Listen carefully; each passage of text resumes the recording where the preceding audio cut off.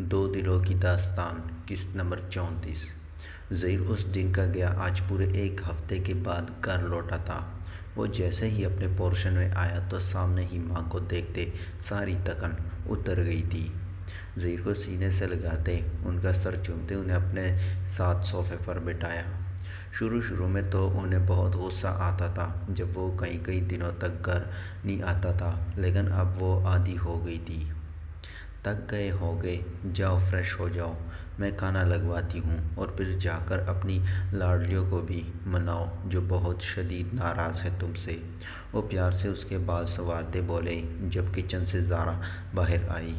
تائی جان وہ کھیر بن گئی ہے اب بس۔ تائی جان وہ کھیر بن گئی ہے اب بس۔ وہ اپنی دھیان میں باہر آتے بولی تو سامنے دشمن جان کو دیکھ کر بریک لگی۔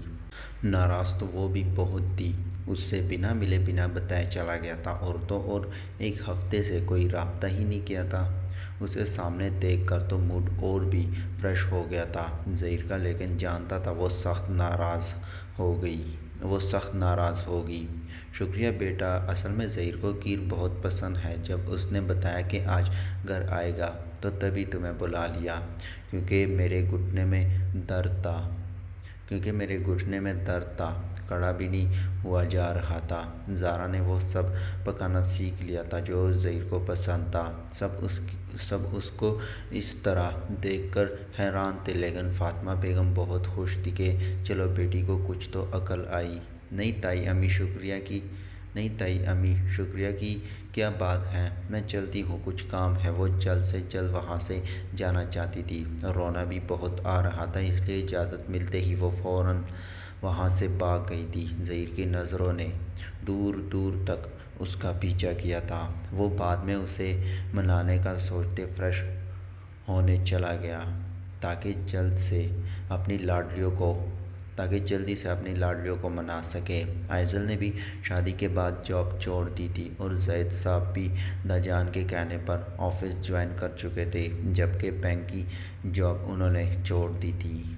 آج اس کا یونی کا پہلا دن تھا۔ وہ بہت خوش تھی لیکن تھوڑی نروس بھی تھی۔ اگر آپی اور صفا ساتھ ہوتے تو پھر بھی ٹھیک تھا، لیکن اب اکیلی وہ پریشان ہو رہی تھی۔ صبح ہی ایم کے نے اسے بیسٹ وشز دی تھی۔ وہ تو خود اسے ڈراپ کرنا چاہتا تھا لیکن مروہ نے منع کر دیا تھا۔ وہ اکیلی گھبرائی اپنا ڈپارٹمنٹ ڈھونڈنے کے لیے آگے بڑھی جب ایک لڑکی سے اس کی ٹکر ہوئی۔ اوہ سوری، میں نے دیکھا نہیں، sorry. It's okay pretty girl. اسے مروہ بہت اچھی لگی تھی۔ نیو ہو یہاں؟ اس نے مروہ کو کنفیوز ہوتے دیکھا تو پوچھا۔ جی۔ کون سا ڈپارٹمنٹ ہے تمہارا؟ بزنس۔ اوہ میرا بھی یہی ہے، اور میرا بھی آج پہلا دن ہے۔ ویسے میرا نام میرب ہے، وہ اپنا ہاتھ آگے کرتے بولی۔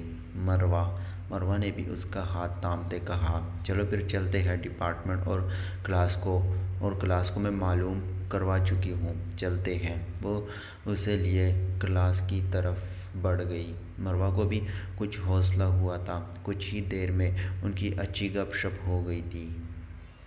وہ کھانا کھا کر کچن سے باہر آیا تو سامنے لانچ میں ہی ایزل اور لمس بیٹھی موبائل پر نہ جانے کیا کر رہی تھی۔ ساتھ ہی صفیہ بیٹھی ان دونوں کی کسر پسر سن رہی تھی۔ وہ نہیں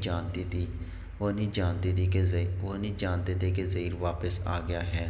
جب ظہیر نے پیچھے سے آتے ایزل کے بال کھینچے، اوچ! وہ سر پر ہاتھ رکھتے ہی مڑی تو ظہیر کو دیکھ کر فوراً اٹھتی اس کے سینے سے لگی، جبکہ لمس نے ناراضگی سے منہ موڑ لیا تھا۔ جسے دیکھتے ظہیر کو ہنسی تو بہت آئی، مگر ہنس کر خود کی شامت نہیں بلوانا چاہتا تھا تو کنٹرول کیا۔ بھائی یار، کہاں چلے گئے تھے آپ؟ کتنا مس کیا ہم نے آپ کو۔ ایزل کی بات سنتے اس نے اپنی بہن کو زور سے سینے میں پہنچ لیا تھا۔ بھائی کی جان، ایک بہت ضروری کام آ گیا تھا، اس لیے بھائی کو جانا پڑا، لیکن کچھ لوگ لگتا ہے بہت زیادہ ناراض ہیں۔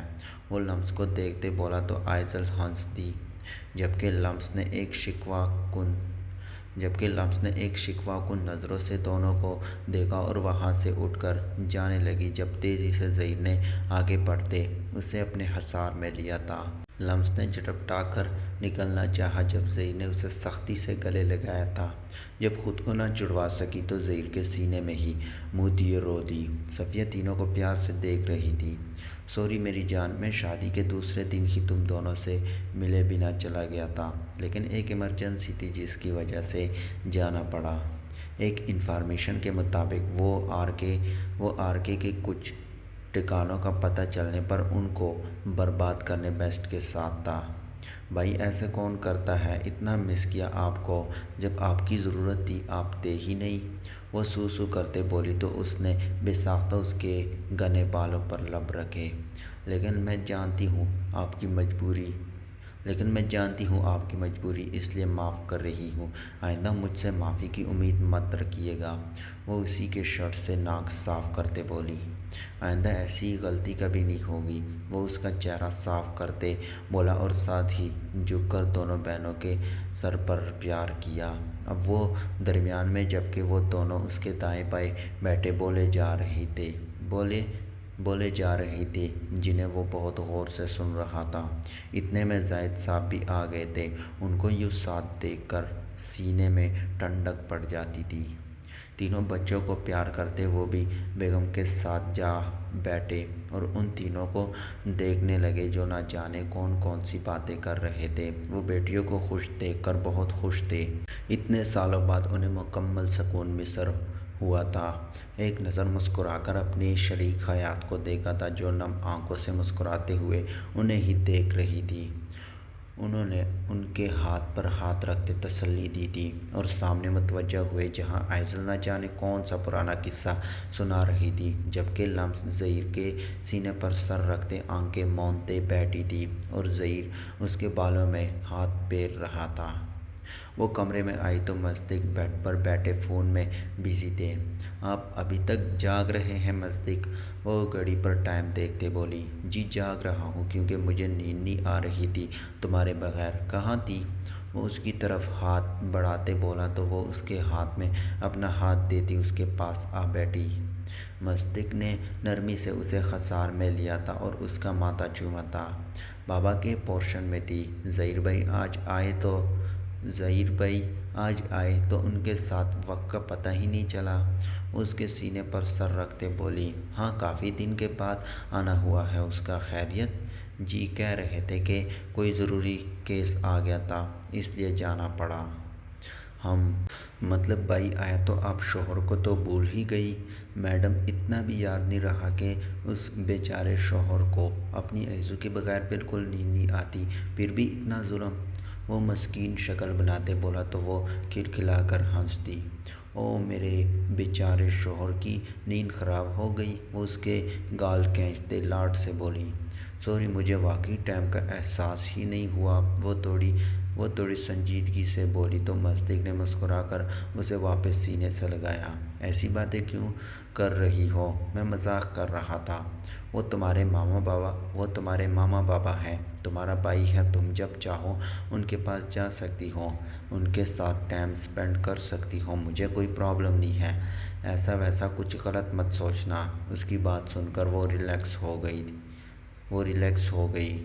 تھینکس، ویلکم، لیکن مجھے کچھ اور بھی چاہیے تھینکس کے علاوہ، وہ بولا تو آئزل نے ناسمجھی سے اس کی طرف دیکھا۔ جب مصدق نے اس کی سانسوں کو روکا تھا، وہ پیچھے ہٹا تو اس کا شرمایا روپ دیکھ کر ہنس دیا تو آئزل نے زور سے مکہ اس کے بازو پر مارا تھا، پھر خود بھی ہنستے سر اس کے سینے پر رکھتے آنکھیں موند گئی۔ وہ ایم کے کمرے کے باہر کھڑا تھا۔ اندر جانے کی شاید ہمت نہیں تھی۔ تھوڑی دیر بعد اس نے دروازہ ناک کیا لیکن اندر سے کوئی جواب نہ آیا۔ پھر سے ناک کیا تو اجازت ملتے اندر آیا جہاں ایم کے صوفے پر بیٹھا کسی سے فون پر بات کر رہا تھا۔ ماہر کو دیکھتے فون جلدی سے ختم کرتے اس کی طرف متوجہ ہوا۔ کیوں آئے ہو یہاں؟ بھائی سوری، وہ وہیں ایم کے گھٹنوں پر ہاتھ رکھتے نیچے بیٹھ گیا۔ آنکھیں آنسوں سے تر تھے، گلا بھی رند گیا تھا۔ کس لیے؟ ایم کے اسپاٹ انداز میں بولا۔ بھائی مجھے وہ ڈرگز نہیں لینی چاہیے تھی، پر بھائی مجھے نیند نہیں آتی، میرا دل سکون چاہتا ہے، لیکن وہ سکون کہیں میسر نہیں۔ بھائی مجبوری میں مجھے ان ڈرگز کا استعمال کرنا پڑا۔ میں نہیں جانتا مجھے کیا ہو رہا ہے، لیکن اگر اسی طرح رہا تو میں مر جاؤں گا۔ مجھے سکون چاہیے، مجھے میری صفا چاہیے۔ میرا سکون وہی ہے بھائی۔ میرا دم گھٹتا ہے جب یہ سوچتا ہوں کہ وہ مجھ سے نفرت کرتی ہے، مجھے اس سے محبت نہیں ہے، وہ میرا عشق بن چکی ہے بھائی۔ اور آپ جانتے ہیں عشق عبادت کے جیسا ہوتا ہے، اور عبادت نہ کرو تو سکون نہیں ملتا بھائی۔ عشق نمازوں کی طرح مجھ پر فرض ہو گیا ہے، اب قضا کا سوال نہیں بھائی۔ آپ اسے کہیں نا مجھ سے ایک بار مل لے، اس کے دید کا وضو کر کے میں عشق کی نماز ادا کروں گا بھائی۔ مجھے میرا سکون لا دے، مجھے صفا لا دے۔ وہ اس کے گھٹنوں پر سر رکھ دے، ہچکیوں سے رو رہا تھا۔ وہ جس پر ایک زمانہ فدا تھا، وہ ایک چھوٹی سی لڑکی کی وجہ سے رو رہا تھا۔ ایم کے سے برداشت نہ ہوا تو جھٹ سے اسے نیچے سے اٹھاتے اپنے سینے میں پہنچ لیا تھا۔ وہ اور بھی بگڑ گیا تھا۔ اس رات ایم کے نے اسے رونے دیا تھا۔ وہ چاہتا تھا کہ رو کر وہ اپنا دل ہلکا کر لے، اور پھر وہ روتے روتے وہیں اس کے بازو میں سو گیا تھا۔ مابیر نے اپنے جوان بھائی کو بازو میں بھرتے بیڈ پر لٹایا تھا اور اس پر کمبل کیا۔ اس کے سرانے بیٹھ کر اس کے بالوں میں ہاتھ پھیرتے وہ نہ جانے کیا سوچ رہا تھا، لیکن وہ صفا کی مرضی کے بغیر کچھ نہیں کرنا چاہتا تھا۔ وہ کمرے سے بہت کم ہی باہر آتی تھی، زیادہ تر اپنے کمرے میں ہی رہنا پسند کرتی تھی۔ زارا نے اس دن کی باتوں پر شدید سنائی تھی۔ وہ شرمندہ ہوئی تھی۔ بعد میں ایزل اور لمس دونوں اس سے ملنے خود آئے تھے، تو انہوں نے بھی اس کی خوب کلاس لی تھی۔ وہ انہی سوچوں میں گم تھی جب داجان اور زارا بیگم اس کے روم میں آئے۔ ارے داجان، دادو، آپ لوگ یہاں؟ مجھے بلا لیا ہوتا میں آ جاتی۔ ان دونوں کو اپنے کمرے میں دیکھ کر وہ بولی، بھائی ہماری گڑیا تو کمرے سے باہر نہیں آتی، تو ہم نے سوچا کہ ہم خود ہی چلے جاتے ہیں۔ ان کی بات سن کر وہ شرم سے مرنے والی ہو گئی تھی۔ ایک شخص کی وجہ سے وہ اپنے اتنے پیار کرنے والے رشتوں کو بھی تکلیف دے رہی تھی۔ سوری داجان، میری وجہ سے آپ لوگوں کو تکلیف ہوئی۔ نہیں میری جان، ہماری گڑیا تو ہمارا فخر ہے، ہمارا مان، ہمارا غرور ہے۔ ہماری تکلیف تو ہماری کوئی بیٹی ہو ہی نہیں سکتی۔ داجان اسے سینے سے لگاتے بولے، صفا میری جان، ہمیں تم سے کچھ ضروری بات کرنی تھی چندا۔ زارا بیگم صدام صاحب کے اشارے پر صفا سے بولے، جی دادو کیا بات ہے؟ دیکھو بیٹا، جو ہوا وہ ٹھیک نہیں تھا۔ ہم سب جانتے ہیں کہ یہ بولنا آسان نہیں ہے، تمہارے لیے تو بالکل بھی نہیں، لیکن چندہ غلطی ہر انسان سے ہوتی ہے۔ ماہر نے جو کیا بہت غلط کیا، بھلے ہی وجہ جو بھی تھی، لیکن ہمارا فرض بنتا ہے کہ ہم اسے ایک موقع اور دیں، جبکہ وہ اپنی غلطی پر پشیمان بھی ہے۔ آپ کیا کہنا چاہتی ہیں دادو؟ کھل کر کہیں۔ صفا کو کچھ سمجھ آ رہا تھا۔ اس دن مابیر نے بھی تو یہی کہا تھا کہ وہ ماہر کو ایک موقع دے۔ صفا، ہم چاہتے ہیں کہ تم ایک دفعہ ماہر سے مل لو، وہ خود تمہیں بتائے تو زیادہ اچھا ہوگا کہ اس نے وہ سب کیوں کیا۔ دیکھو بیٹا، ایسے فیصلے جذبات میں نہیں لینے چاہیے، بلکہ مل بیٹھ کر ان کا حل نکالنا چاہیے۔ ہم تم پر کوئی زور زبردستی نہیں کر رہے، لیکن ہم دل سے چاہتے ہیں کہ ماہر سے تم ملو، اس کی بات سنو، اس کو سمجھو اور پھر کوئی فیصلہ لو۔ اس سے ملنے کے بعد تمہارا جو بھی فیصلہ ہوگا ہمیں قبول ہوگا۔ داجان اسے رسانیت سے سمجھاتے بولے۔ وہ نظریں جھکائے ہاتھوں کی ہتھیلیوں کو آپس میں رگڑ رہی تھی۔ تم پر کوئی زور زبردستی نہیں ہے بچے، اگر تم نہیں ملنا چاہتی تو مت ملو، تمہیں کوئی فورس نہیں کرے گا۔ داجان اس کی خاموشی کو دیکھتے بولے، نہیں داجان، میں مل لوں گی ان سے، لیکن مجھ پر کسی قسم کی زبردستی مت کیجیے گا۔ ان سے ملنے کے بعد میرا جو فیصلہ ہوگا آپ کو ماننا پڑے گا۔ وہ رضامند ہوئی تو داجان دل سے مسکرا دیے۔ آج صبح کی آج صبح انہیں مابیر کا فون آیا تھا اور اس نے ماہر کی حالت کے بارے میں داجان کو بتایا تھا، تو داجان بھی پریشان ہوئے تھے۔ وہ دل سے چاہتے تھے کہ صفا اور ماہر دوبارہ سے ایک ہو جائے، اسی لیے وہ صفا کو ماہر سے ملنے کے لیے راضی کرنے آئے تھے۔ وعدہ میری جان، جو تم کہو گی وہی ہوگا، داجان اسے سینے سے لگائے بولے۔ اب انہیں جلد از جلد یہ خبر مابیر کو دینی تھی۔ وہ زارا کو وہیں صفا کے پاس چھوڑتے خود اپنے کمرے میں آئے تھے اور ماہر کو یہ خوشخبری سنائی تھی۔ وہ زارا کو ڈھونڈتے باہر آیا تو ملازمہ نے بتایا کہ وہ گھر کے پیچھے بنے لان میں ہے، تو وہ وہیں چلا آیا جہاں وہ اپنے فیورٹ برڈ کے ساتھ بزی تھی۔ پیچھے سے گلا گنگارنے کی آواز سن کر مڑی تو ظہیر کو پیچھے کھڑا دیکھا، لیکن پھر منہ پھیر کر اپنی چڑیا کی طرف متوجہ ہو گئی۔ وہ لان سنسان ہی رہتا تھا، وہاں صرف زارا کے پرندوں کے پنجرے تھے اور ساتھ ہی ایک چھوٹا سا روم جہاں ان پرندوں کو دن میں اندر رکھا جاتا تھا۔ کوئی بہت ناراض ہے کیا؟ وہ انسنی کرتی انداز سے ان کی خوراک لینے چلی گئی تو وہ بھی اس کے پیچھے اندر آیا۔ اس کے ہاتھ سے شاپر پکڑ کر سائڈ پر رکھتے اس کے کندھوں سے تھامتے اس کا رخ اپنی طرف کیا۔ سوری، ضروری کیس آ گیا تھا تو جانا پڑا، اس لیے مل نہیں سکا۔ زارا میری جان، ساری زندگی ایسے تو نہیں چلے گا نا؟ میری جاب ہی ایسی ہے، لیکن اگر تم اسی طرح ناراض ہوتی رہی تو میں کوئی کام بھی نہیں کر سکوں گا۔ ظہیر کی بات سن کر اس کی آنکھیں نم ہو گئی تھیں۔ سوری، اگر تمہیں برا لگا تو، وہ اس کی آنکھیں صاف کرتے بولا اور ساتھ ہی اسے سینے سے لگا لیا۔ وہ اس کی شرٹ مٹھیوں میں دبوچے رو دی۔ آپ یہ جاب چھوڑ دیں، آپ بابا کے ساتھ آفس چلے جایا کریں۔ ایسی نوکری کا کیا فائدہ جس میں جان کا تڑکا لگا رہے؟ اس کی بات سن کر وہ مسکرایا تھا۔ تمہیں پتہ ہے ماما کا شروع میں بالکل یہی حال تھا، لیکن اب وہ عادی ہو گئی ہے، تم بھی ہو جاؤ گی۔ لیکن میں یہ جاب نہیں چھوڑ سکتا زارا، میرے لیے میرا ملک سب سے پہلے ہے۔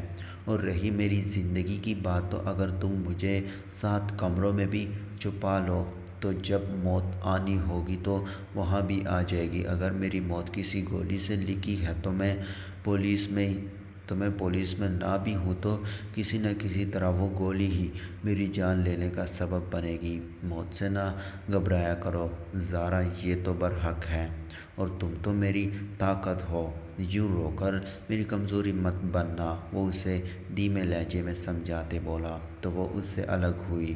میں آپ کی کمزوری کبھی بھی نہیں بنوں گی ظہیر، بس مجھ سے کبھی دور مت جائیے گا، وہ بولی تو ظہیر نے جھک کر اس کی آنکھوں کو چوما تھا اور پھر اس کے ماتھے کو چومتے اسے سینے سے لگایا تھا۔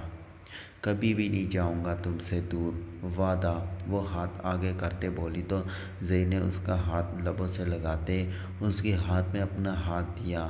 وعدہ، جو نہ جانے پورا ہونا بھی تھا یا نہیں۔